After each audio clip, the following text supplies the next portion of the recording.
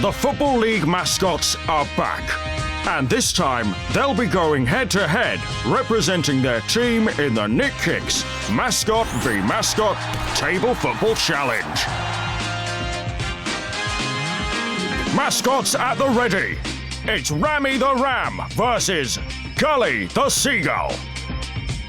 Derby County versus Brighton and Hove Albion. Round 1. Let's roll.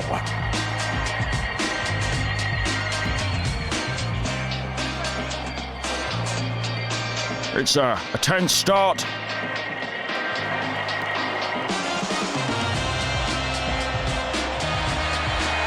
And Gully gets the first goal thanks to a strong left wing. Round 2. Rammie is amping up the defence. And it's in!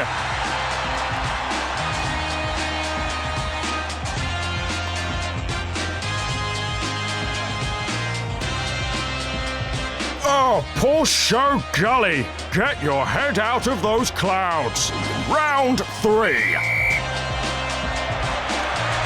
Oh! And the Seagull flies straight in with that second goal.